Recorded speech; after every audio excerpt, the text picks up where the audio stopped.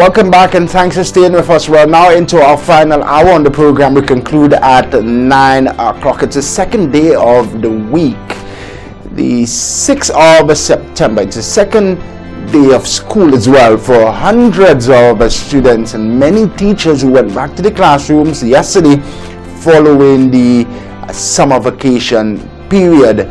So we started yesterday with our focus on back to school. We were in Miku yesterday for an account from the Miku principal, and you can well appreciate that when your kids leave home, that is, on a morning, if you don't have private transport and they use the public transportation system, bus drivers are the first people who they see and who greet them quite often.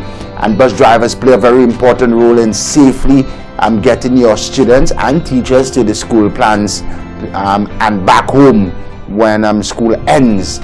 So it's very important stakeholder in the whole education realm of things, the minibus sector as well. I'm now joined by the first Vice President of the National Council on Public Transportation, Mr. Kentry Frederick, who we were scheduled to speak with yesterday. Kentry, good morning. Thanks for coming on again. Thanks you always for supporting us here and for being patient with us.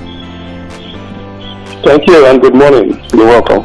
Excellent. Let's talk about back to school. It's second day for many students. How did it work out for your bus drivers yesterday? Thank you, and thank you, St. Lucians, for participating in what we call a program, because public transportation is not always about the operator or the passengers. It's about everybody understanding what we're doing as a nation.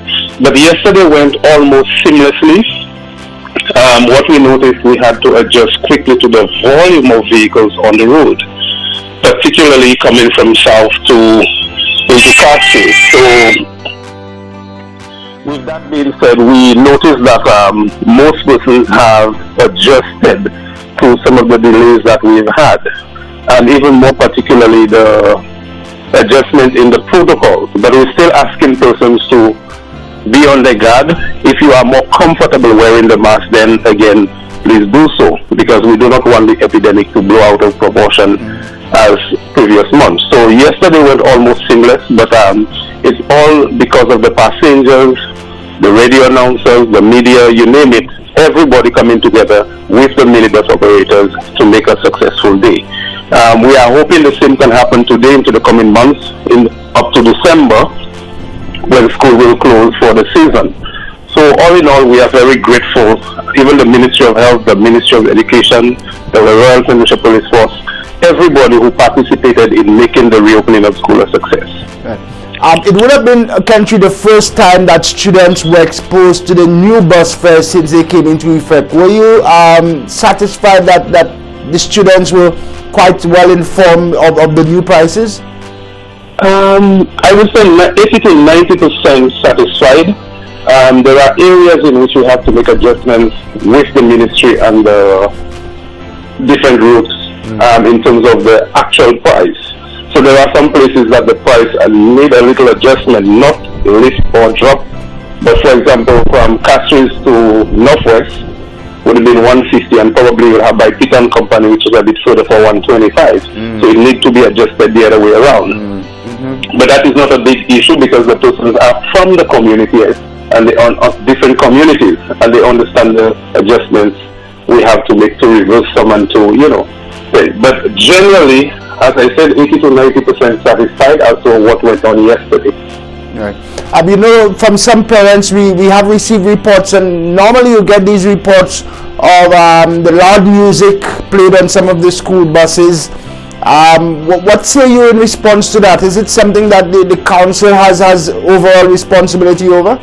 Or is it a private matter with the drivers? The use of amplified music on public service buses are forbidden. That's forbidden. Okay. What we have to do as a council is to write to the route associations and informing them, because you had new operators coming into the system over the last 6 months to 1 year, and you will have understood with COVID being in the play, we would not have meetings to sensitize persons about the do's and the don'ts. Okay. In particularly, I wanted to bring to your attention this morning, you see a number of minibuses wrapped with different advertisements. According to the regulations, that is not supposed to be. A public service omnibus is supposed to be easily identified. So we now have to speak to some of those persons and some of the agencies who are paying persons to wrap those vehicles. That is outside the regulation. Because for young persons, maybe like you can identify, but look at a 65 or 70-year-old. You cannot tell whether it's a goods vehicle or if it's a public service minibus. I follow you.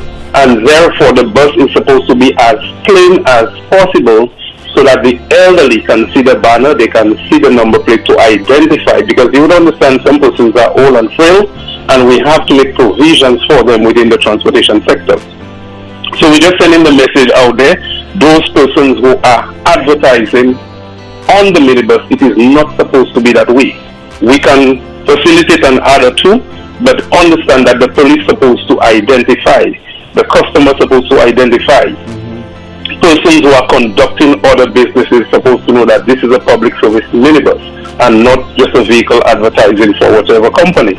And even the companies who are paying those persons to advertise on the buses, we need to say that we need to have a conversation, because it's a public service minibus is not supposed to be totally wrapped as we say. Excellent. Thanks for that update. Thanks for that information. Very important, and we all appreciate the importance of having the vehicle clearly noticeable, and the branding can affect the visibility for some members of the public. So thanks for that. In terms of the back to school period as well, it came with the increased volume of traffic. The issue of piracy remains a concern for some of your members? It is a concern because there are areas in which persons can do different. And then you have to look at it on a holistic point of view. There are persons who are falling into hardship, and probably the only means of income at this time is piracy. Whereas it is not legal, we need to have a conversation instead of the hostility. Because the reopening of school poses a serious problem in terms of traffic density. If you're coming from Grozile into town, if you're coming from Viewfort, beyond the Kamakis, that's at cul-de-sac, you would notice some works are being done on the highway near KSP. That in itself poses a challenge because the contractor has to do the work, yet persons have to commute to and from the site. So we have to strike a balance. I'm very thankful. I think it's C.O. William doing the Millennium Highway. In as much as they have not fixed the highway, they did some remedial works to make it a bit more passable. So you just have to take your time in terms of the big potholes that were on the Millennium Highway. They have done a remarkable job in terms of patching while they are looking at the big project to make it super smooth. So all in all, you've seen persons who are not directly linked to the minibus sector doing a little part here and there to make our day-to-day more comfortable. Definitely, we all have a stake to play in the efficient and smooth running of the public transportation sector. Let's shift away from back to school for a bit, and I'll come back with one final question before we let you go on that. But let's go to the COVID-19. New measures took effect, relaxed measures took effect yesterday, directly impacting your sector, the transportation sector. There is an increase. You can now carry a full load of passengers. What are your members saying? We always welcome when we are able to maximize the bus, because you would understand every dollar counts when it comes to public service minibus. A gallon of fuel has gone up much more than it used to be, no fault of the government of St. Lucia. Worldwide fuel has hit the roof. What we're saying, because of the adjustment in the protocols, persons now have to take due consideration, due care, caution, all of that in terms of boarding, and still carry on your mask. If you're not comfortable, the person sitting next to you may have a cough or something, wear your mask, because solutions have done a remarkable job. And I am not in the Ministry of Health, but I think we have to give ourselves a pat on the back for taking the advice of the Ministry of Health to reduce the spread of COVID-19. It is still out there, and thankful to that. Whereas the government have adjusted the protocols, in order to allow us to live almost a normal life, we must be careful that we don't go back into a spread of that disease. And on your part, would bus drivers still be doing the hand sanitization? Yes, we encourage them to do the hand sanitization, also to monitor, what is happening on the vehicle during the commute. What we want to say to the general public, we will do as much as practicable to renew the relationship we had with the general public and other agencies. I think it is prime at this time to re-engage the Ministry of Transport, which have been reaching out to us so that we can have a series of meetings, not only with our operators, but in terms of reaching out on the media and have different sessions so that we can come back at least to a 2018-2019 atmosphere. Absolutely. Some sort of normalcy within the sector, and the relationship between your members and the public needs to be had. So we look forward to that. I know you have a very busy day ahead. Quickly from me, finally, the bursaries. A number of your members benefit from that program as well. Talk to us about the bursary program. What are you hearing? We're hearing it's the same buses. What is the message to students who are on that program from you? Right. The bursary program, we always welcome it, because anytime the government can reach out to the populace in terms of assisting them, whether it be $10, $15, it really doesn't matter. What matters is the assistance to the members, the school children, those who are part of the bursary program.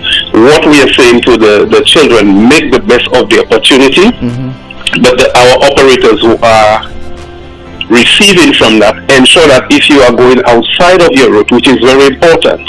For example, you may have a bus from Bocage transporting children to Dinpullet, or maybe Bexar, if there's a secondary school or primary school at Bexar. What we remind you that you are not supposed to be applying for hire on the Bexar road because you are from Bocage. Transport your children to Bexar, go back to Bocage and do your work in the afternoon, do the reverse. Because you would not have liked a bus from Bexar to be doing the same at Bocage. So there must be the understanding that something is happening to help us as a whole. We should not create another problem by benefiting from some activities that is out there to help us. But all in all, Kentry Frederick, the bus drivers are in a happier place now. The resumption of school brings greater levels of business, and you now can carry your full load. Absolutely, and thanks to the media, thanks to you and other persons who are reaching out, so we can send out the information and try to come back to a near normalcy lifestyle. Thanks for always making yourself available, sir. Thank you very much. Have a nice day. First Vice President of the National Council on Public Transportation, Mr. Kentry Frederick. We were scheduled to speak with him yesterday on the Monday edition of the program, our focus on back to school, but you appreciate and you understand what happened yesterday on the platform. We were unable to feature Kentry yesterday. I thank him so much for agreeing to come on today. He has a very busy schedule, and he gave us the time to impart some very important updates to you here via the Good Morning St. Lucia platform. Just before we go to a commercial break, I'd like to take the opportunity, and we did share the information yesterday, but just in case you missed it, the school transportation subsidy program remains in effect. It resumed yesterday, Monday, and the Ministry of Education advises that they are utilizing the same buses from last term. However, new students on the transportation subsidy program, you're asked to visit your bursar, your school bursar, for information on your bus. So the bus subsidy remains in effect here on St. Lucia, and the new students will make their way to school on their own. Yesterday, you asked to check with the school bursar. Parents, ensure that your students are checking with the bursars so that they can get on and benefit from the transportation subsidy program. We'll take a short break, and when we return, we will touch base with the principal of the Dinpullet Louise Primary School, Ms. Evelyn Leos, to get her review of day one of the new academic school year. Good morning, St. Lucia. Our time 18.5 minutes now after 8 o'clock.